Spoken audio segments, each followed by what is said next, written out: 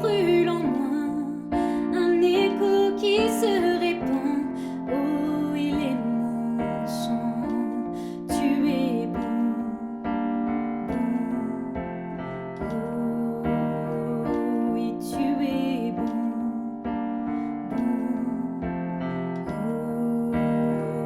oui, tu es bon, bon.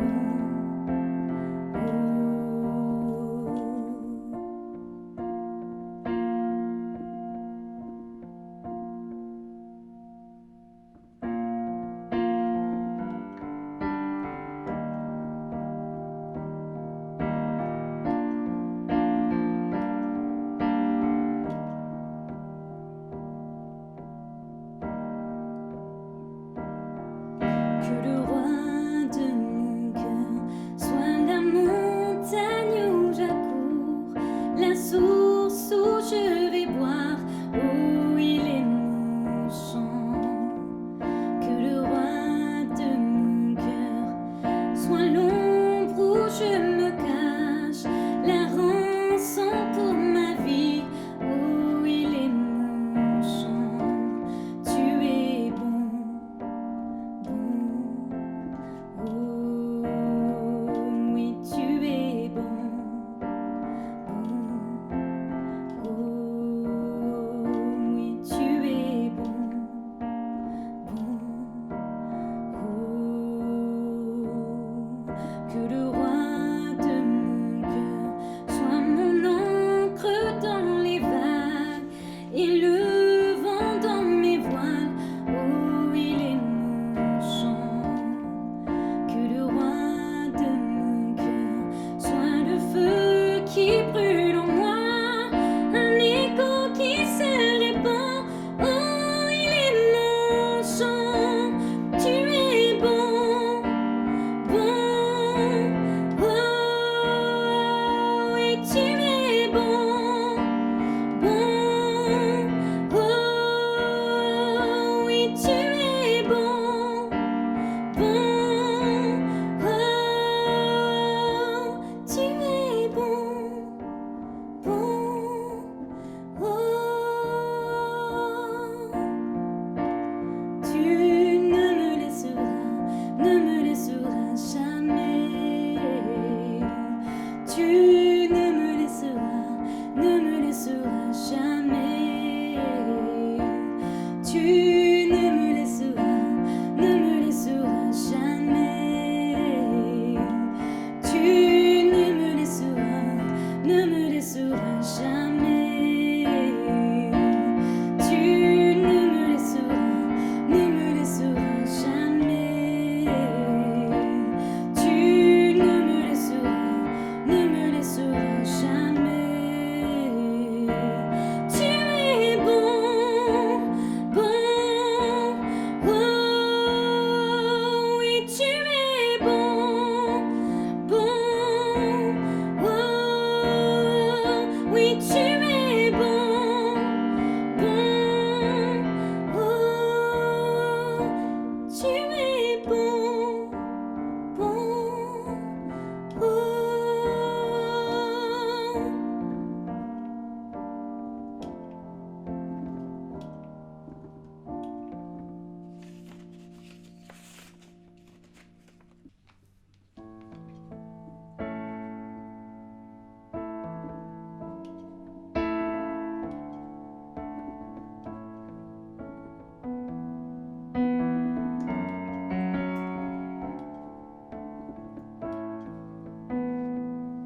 Bien avant le son qui créa l'univers,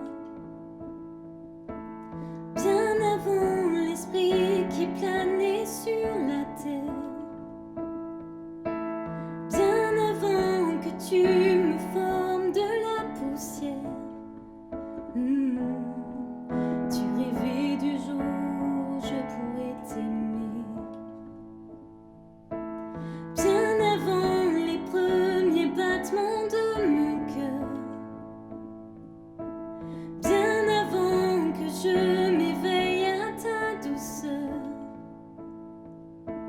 bien avant mes doutes, mes joies et mes douleurs.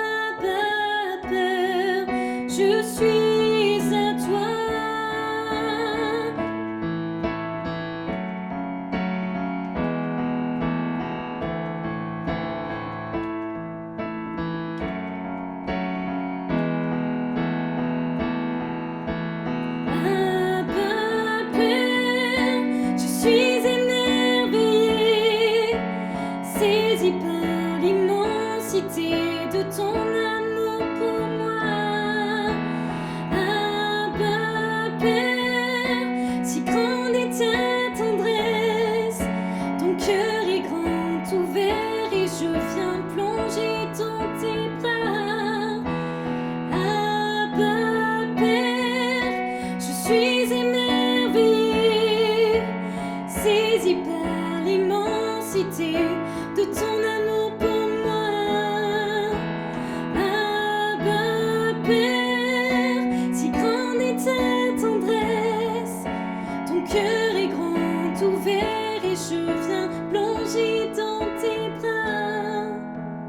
Abba, Père, je suis à toi.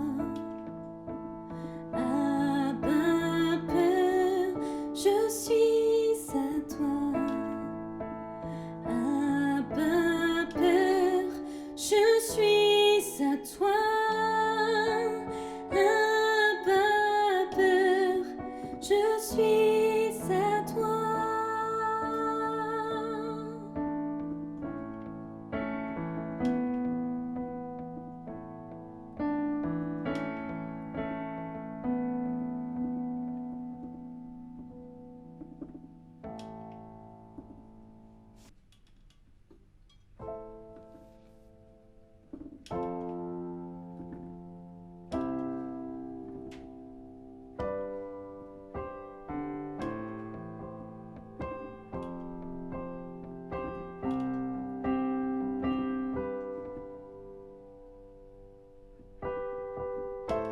Assis dans le ciel, ton trône éternel, tu règnes à jamais. Vêtu de splendeur, entouré d'honneur et de majesté, les anges chantent à toi la gloire.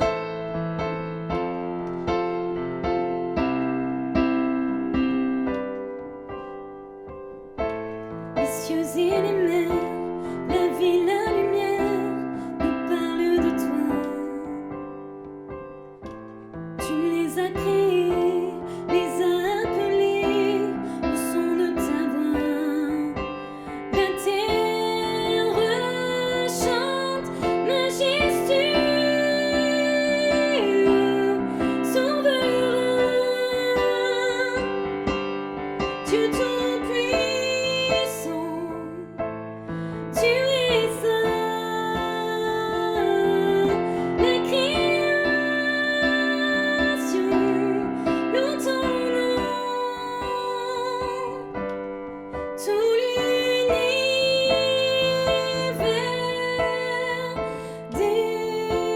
déclare à toi la gloire.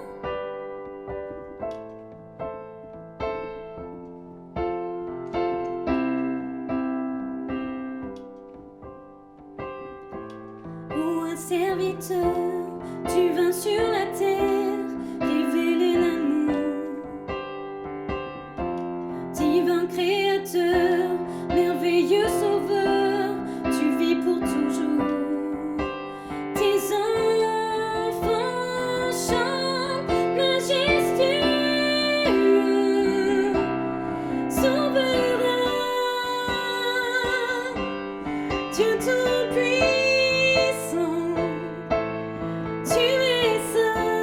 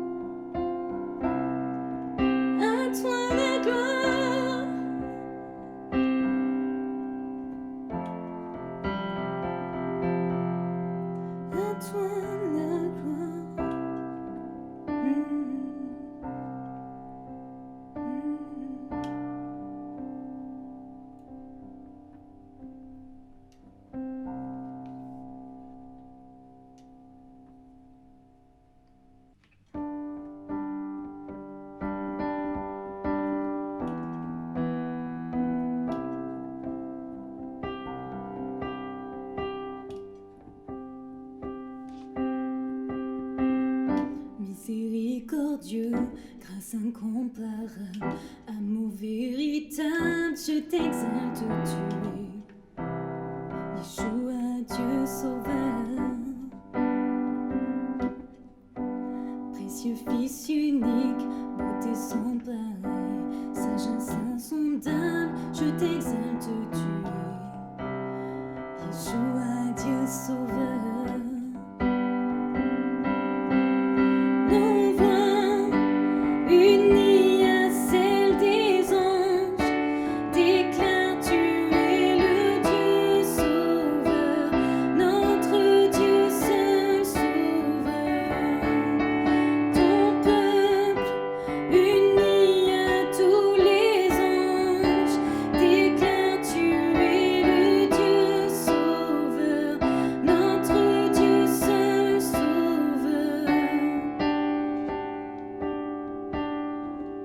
Toujours invaincu, héros triomphant, puissance absolue, je t'exalte, tu es Yeshua, Dieu sauveur. Nos voix unies à celles des anges déclarent tu es le Dieu sauveur, notre Dieu seul sauveur. Ton peuple uni à tous les anges déclare tu es le Dieu sauveur, notre Dieu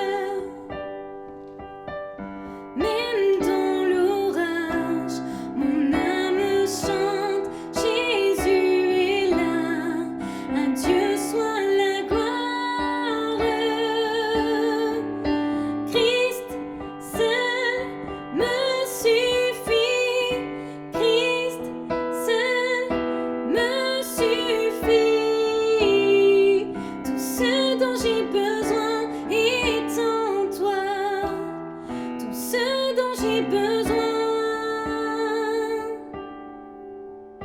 En mon cœur, j'ai choisi de suivre Jésus, oui pour toujours, oui pour toujours. En mon cœur, j'ai choisi de suivre Jésus, oui pour toujours, oui pour toujours.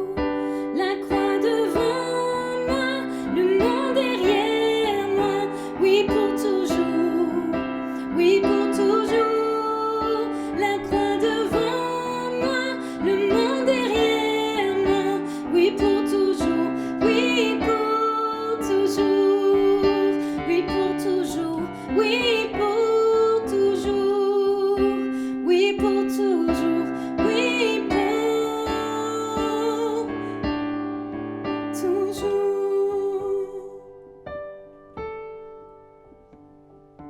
Christ seul me suffit, Christ seul me suffit. Alléluia.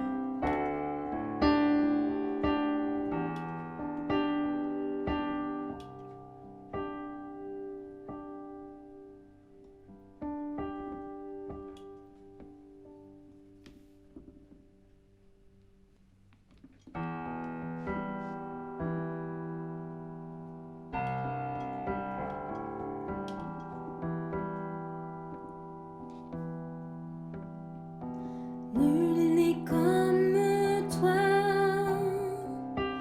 Dieu puissant éternel. Tu nous as consolés, tu nous as relevés. Ton amour est si fort pour restaurer, sauver. Tu es merveilleux dans tout ce que tu fais. Tu es merveilleux dans tout ce que tu fais. Nul n'est comme toi, un père et un ami, si tendre et si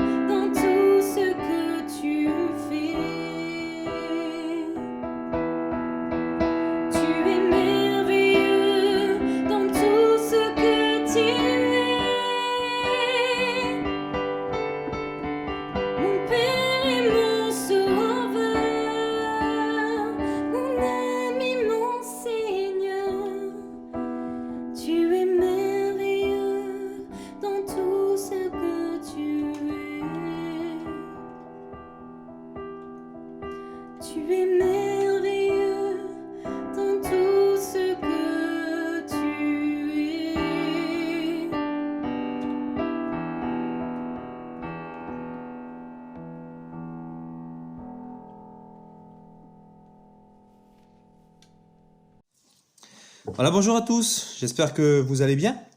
Donc aujourd'hui, nous allons reprendre un culte ensemble et donner un hommage à Dieu à travers celui-ci. Et j'aimerais bien sûr vous parler de la Pâque de notre Dieu. Pâque, et j'aimerais donner deux termes au niveau de la Pâque. La première, c'est la condamnation, et la seconde, c'est la libération, puisque lorsque je pense à cette Pâque juive du temps de Moïse, je vois que Dieu a apporté une forme de condamnation sur l'Égypte, mais qu'il a aussi libéré son peuple, les Hébreux.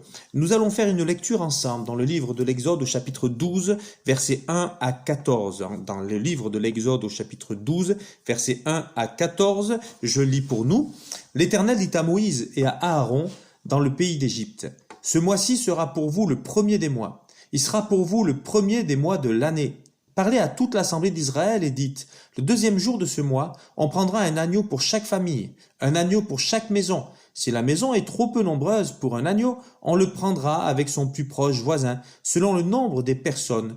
Vous compterez pour cet agneau d'après ce que chacun peut manger. Ce sera un agneau sans défaut, mâle, âgé d'1 an. Vous pourrez prendre un agneau ou un chevreau. Vous le garderez jusqu'au 14e jour de ce mois, et toute l'assemblée d'Israël l'immolera entre les deux soirs. Prendra de son sang, et on en mettra sur les 2 poteaux et sur le linteau de la porte des maisons où on le mangera. Cette même nuit, on en mangera la chair, rôtie au feu. On la mangera avec des pains sans levain et des herbes amères. Vous ne le mangerez point à demi-cuit et bouilli dans l'eau, mais il sera rôti au feu avec la tête, les jambes et l'intérieur. Vous n'en laisserez rien jusqu'au matin. Et s'il en reste quelque chose le matin, vous le brûlerez au feu.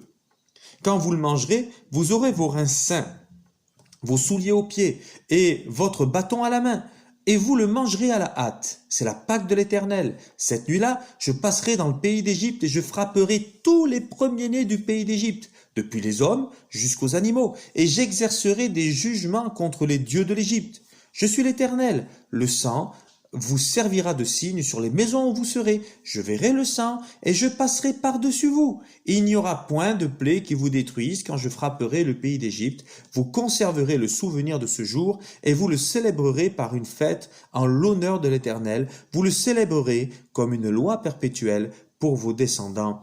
Amen. Voilà un récit terrible que nous voyons dans la parole de Dieu. C'était il y a 1350 ans environ avant Jésus-Christ. Nous voyons que Dieu envoie Moïse en Égypte pour libérer les Hébreux devenus esclaves. Et Pharaon a endurci son cœur. Les plaies d'Égypte se sont succédées et il n'a rien voulu savoir, il n'a pas écouté, il a endurci son cœur et Dieu va faire maintenant venir cette plaie que nous voyons de lire. Donc, j'aimerais voir quelques points avec vous aujourd'hui. Premièrement, qu'est-ce que la Pâque? Deuxièmement, pourquoi la Pâque? Et enfin, pourquoi un souvenir perpétuel?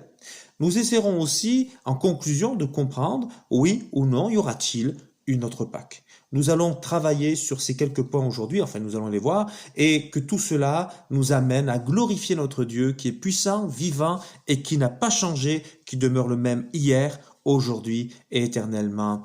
Amen. Alors on va commencer maintenant les points suivants. Qu'est-ce que la Pâque? Point 1. Qu'est-ce que la Pâque?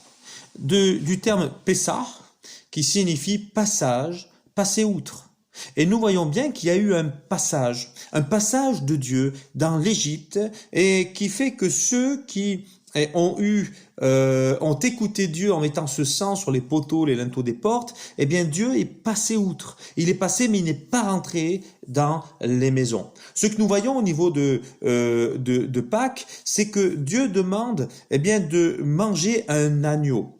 Un agneau. Il y aura aussi du pain sans levain. Il y aura aussi des herbes amères. Ils devront rester habillés en pleine nuit parce qu'ils vont devoir partir à la hâte. Ils n'ont pas le temps de préparer, eh bien, un bon repas, un vrai repas, puisqu'il va falloir partir à la hâte, d'où le fait, eh bien, que le pain soit sans levain. Nous voyons cependant que le pain sans levain est vraiment une belle image. Le levain est ce qu'on rajoute, qui va faire gonfler la pâte, qui n'est pas nécessaire. Alors que le pain, c'est simplement l'alchimie, le mélange entre le blé qu'on a moulu, dont on a fait de la farine, qui est levée de terre, et puis l'eau qui tombe du ciel. Cette eau-là, ensemble, forme une pâte. C'est une transformation. Eh bien, Dieu est celui qui nous transforme de l'intérieur. Nous qui sommes comme ce blé sorti de terre, de la poussière, et puis l'eau, la bénédiction de Dieu qui est venue du ciel. Eh bien, lorsque l'eau de Dieu et lorsque le blé qui sort du terre, eh bien, se mélange, il y a une transformation. Et Dieu est celui qui veut transformer notre vie. Il est celui qui veut transformer ta vie. Si quelqu'un est en Christ, il est une nouvelle création. Les choses anciennes sont passées. Voici, toutes choses sont devenues nouvelles. Et nous voyons bien sûr que Jésus dira à Nicodème qu'il faut qu'il naisse d'en haut. Il faut qu'il naisse de nouveau, mais le terme grec dit d'en haut, naître d'en haut. Et voyez-vous, ça c'est aussi le miracle de Dieu, eh bien, qui fait de nous des êtres nouveaux. Alors, nous voyons bien qu'il y a un repas qui va se faire à la hâte. Et bien sûr qu'il faut être prêt. Il y a une forme de confinement. Il ne faut pas être dans les rues à ce moment-là. Il faut bien rester chez soi. Parce que c'est le seul moyen pour être sauvé. Rester chez soi, avoir tué cet agneau, en avoir mis du sang, eh bien sur les poteaux, sur les linteaux des portes, c'est le seul moyen pour eux d'être sauvés et de ne pas avoir leur fils aîné mourir. Et c'est ce que Pharaon verra, son fils aîné mourir et bon nombre des Égyptiens. Et pour les chrétiens, eh bien, ce n'est pas à mettre du sang sur les poteaux, les linteaux des portes, loin de là, mais Jésus est cet agneau de Dieu qui ôte le péché du monde. Jésus a donné sa vie pour nous. Jésus s'est sacrifié pour nous. Il a subi notre condamnation et c'est par lui que nous sommes sauvés. Il est le don de Dieu. Le don de Dieu pour pas seulement un peuple, pas seulement une nation, mais pour quiconque, pour tout le monde, quel que soit leur nom, leur race, leur nationalité, leur couleur, Jésus est le don de Dieu pour sauver les hommes et les femmes de notre terre. Amen. Deuxièmement, eh bien, pourquoi la Pâque? Nous avons vu ce que c'était, mais pourquoi la Pâque? Ce que nous voyons dans ce texte que nous avons lu, c'est qu'il y a deux peuples. D'une part, il y a les Hébreux, un peuple qui souffre, un peuple qui est esclave, un peuple qui est méprisé. Et pourtant, c'est la descendance d'Abraham qu'on appelait Seigneur, un homme respecté, un homme honoré, un homme qui a été marqué et marquant par sa foi. Un homme dont la femme était stérile et à qui Dieu va donner une descendance en Isaac. Un homme avec qui Dieu a fait une alliance, celle de la circoncision, pour marquer qui est de la descendance d'Abraham et qui donc est sous l'alliance de la protection divine, de la protection de Dieu. Et puis des années après Abraham, eh bien il va y avoir Joseph. Et c'est ce Joseph qui va se retrouver en Égypte. C'est ce Joseph-là, eh bien, qui après 13 années de galère, entre l'esclavage et la prison, sera sorti de prison, sera l'homme le plus influent d'Égypte après Pharaon, et il va sauver l'Égypte. Non seulement il va sauver l'Égypte, mais il va aussi sauver sa famille, son père Israël, anciennement Jacob, et bien sûr, eh bien, ses frères, sa famille. Il va sauver sa famille. Un homme qui a fait tant de bien. Et de l'autre côté, il y a un autre peuple, celui de Pharaon, l'Égypte. Et là, Pharaon règne, et il est idolâtre. Il croit dans plusieurs dieux avec des D minuscules parce que ce ne sont pas des vrais dieux. Il a le cœur dur. Il est incrédule face aux miracles de Dieu, qui sont pourtant évidents. Pourtant, ces sorciers n'arrivent pas à les reproduire, mais il demeure incrédule. Il est insensible de cœur. Il est oppressant. Il opprime le peuple. Au lieu de le laisser aller, au lieu d'écouter Dieu, il lui fait plus de mal encore et il endurcit leur labeur du quotidien, leur travail. Il désobéit à la parole de Dieu qui lui dit « Laisse aller mon peuple ». Il désobéit sciemment, consciemment. Il est plein d'orgueil. Il est injuste. Puisqu'il va faire souffrir, eh bien, l'innocent. Il est injuste. Dieu peut-il ne rien faire face à cela? Je ne crois pas. Dieu peut-il laisser l'injustice? Certainement pas. Dieu est juste. D'ailleurs, Jésus dit, cherchez premièrement le royaume de Dieu et sa justice. Justice de Dieu. Si Dieu, eh bien, n'est pas visible sur la terre, il n'en demeure pas moins vivant. Il n'en demeure pas moins saint et juste. Et il n'en demeure pas insensible à l'injustice que vivent les hommes et peut-être même à celle que tu es en train de vivre. Si tu vis quelque chose d'injuste, sois-en certain, Dieu n'est pas insensible à ce que tu vis. Et la vérité, il va la révéler. Et il va te redonner de la dignité. Parce que Dieu a horreur de l'injustice. Parce que Dieu t'aime. Parce que Dieu t'aime. Tu n'es pas, tu n'es pas insensible à ses yeux. Il te considère. Et il dit même que son peuple et que ceux qui croient en lui sont comme la prunelle de son œil. Tu es précieux à ses yeux. Il te considère, il ne t'oublie pas, il ne t'abandonne pas. Il est celui qui va te bénir, qui va te relever. Dieu ne peut pas laisser faire l'injustice. Il use de patience parce qu'il ne veut pas qu'aucun périsse, mais que tous se repentent et soient sauvés. Et il use de patience parce que cette terre, cette planète, c'est aux hommes qu'il l'a confiée. Et il attend de nous que nous en prenions soin. Quant à l'humanité est esclave du péché. Les Hébreux étaient esclaves de l'Égypte, mais l'humanité est esclave du péché. Alors, Jésus subit l'injustice. Il subit l'injustice pour nous faire rentrer dans sa justice. Il y a une substitution. Il meurt pour nous donner la vie. Il porte sur lui notre péché afin que nous puissions en être libérés et trouver en lui la sainteté. Lui, le premier-né, meurt pour nous donner la vie. Voyez-vous, nous avons ici aussi une image. Parce que ce sont les premiers-nés de l'Égypte qui meurent. Et là, c'est le premier-né de la création qui donne sa vie pour nous sauver, qui meurt. Mais gloire à Dieu, parce que 3 jours après, il va ressusciter, lui, et il est vivant pour toujours et à jamais. Dieu libère les Hébreux de l'esclavage. Et il en fait une nation par la loi, il va en faire le peuple Israël. Il en fait une nation par la loi qu'il donne. Dieu libère les croyants du péché. Et il en fait une nation sainte. C'est le peuple de Dieu. Il en fait une nation sainte, tout comme il libère les Hébreux de l'esclavage du péché et en fait le peuple de Dieu, la nation Israël, par la loi. Eh bien, il est celui qui nous libère de l'esclavage du péché et fait de nous une nation sainte, l'Église, peuple de Dieu. Quel miracle, quelle grâce, quel cadeau immérité, et nous fait rentrer dans son salut par la foi en Jésus-Christ qui a livré sa vie pour nous, et je veux le bénir. Alors bien sûr, on en arrive au 3e point. Pourquoi s'en souvenir? Il demande aux Hébreux, de s'en souvenir d'une manière perpétuelle, chaque année, quoi. Et il demande à l'Église, Jésus, dit, faites ceci en mémoire de moi. Toutes les fois que vous boirez la coupe, que vous mangerez le vin, faites ceci en mémoire de moi. Toutes les fois que vous vous réunissez, faites ceci en mémoire de moi, jusqu'à ce qu'il vienne, dit Paul. Jusqu'à ce qu'il vienne. Tant la Pâque juive que chrétienne, la Bible nous demande de se souvenir de ces Pâques d'une manière perpétuelle. Je ne veux pas seulement me souvenir de la Pâque chrétienne, de ce que Jésus a fait pour moi, mais je veux aussi me souvenir de ce que Dieu a fait pour les Hébreux. C'est important, c'est incroyable. Ça révèle la nature de Dieu, sa puissance, sa grandeur, sa notoriété, son amour aussi. Parce que c'est pas que dans la Pâque chrétienne qu'on voit l'amour de Jésus, mais Dieu est patient envers Pharaon. C'est la 10e plaie qu'on a lue.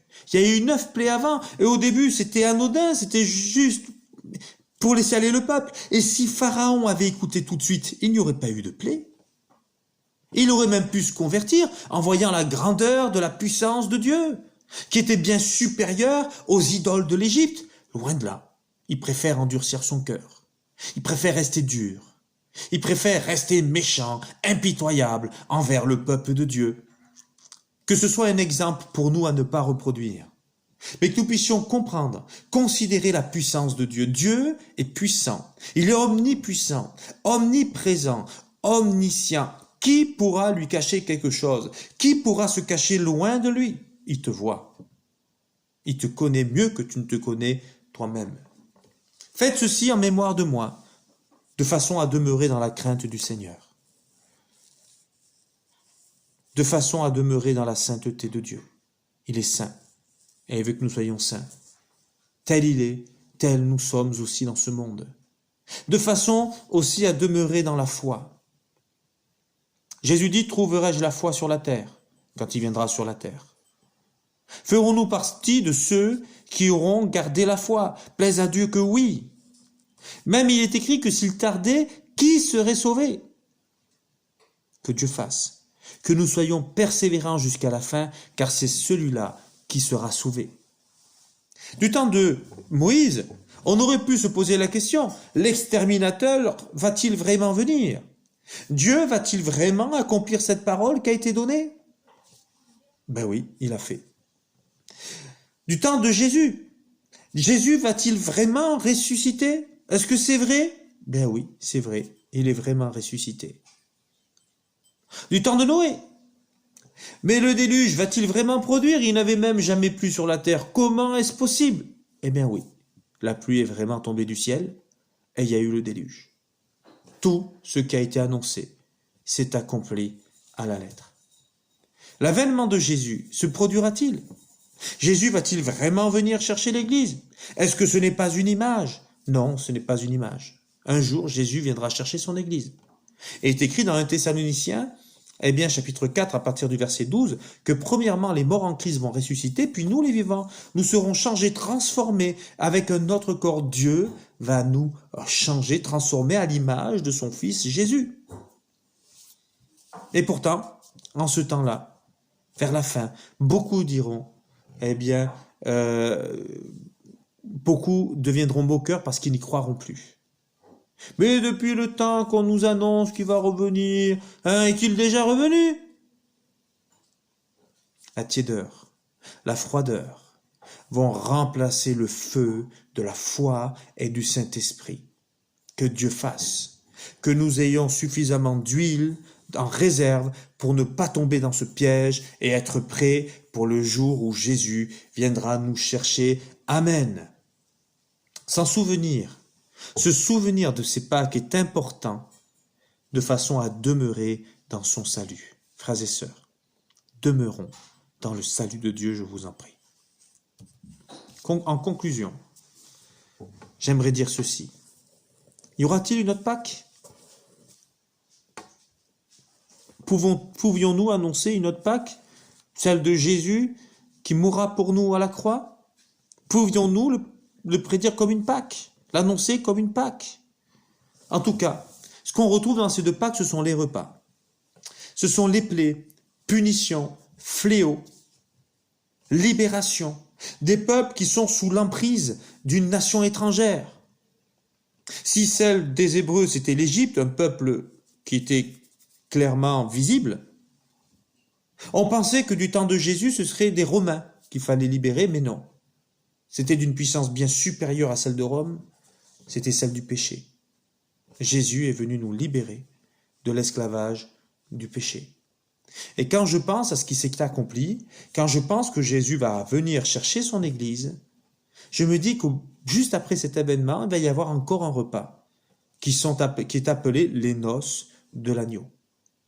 Est-ce qu'on ne peut pas dire, est-ce qu'on ne peut pas l'annoncer, ce repas aussi comme une Pâque? Ça ne veut pas dire que Jésus reviendra pile poil un week-end de Pâques, loin de là. Mais il y aura à ce moment-là une condamnation sur le monde, et il y aura en parallèle le salut pour ceux qui auront mis en lui leur foi, leur confiance. Que Dieu fasse que toi, comme moi, nous puissions mettre en Dieu notre confiance et notre foi pour être sauvés le jour de son avènement. Amen. Merci, bon et tendre Père, pour ces moments qu'on passe ensemble. Seigneur, si nous sommes en confinement, si nous sommes chacun chez soi, Seigneur, je sais que tu es là présent au milieu de nous et que tu fais du bien au cœur.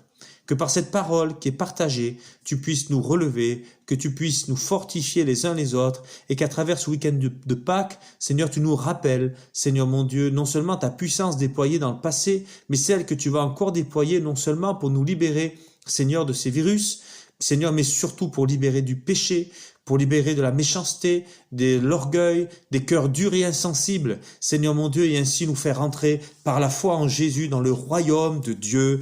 Que ton nom soit béni, mon Dieu, mon Père. Amen. Amen. Que Dieu vous bénisse. Je vous souhaite une bonne journée, une bonne semaine. À très bientôt. Salut, salut.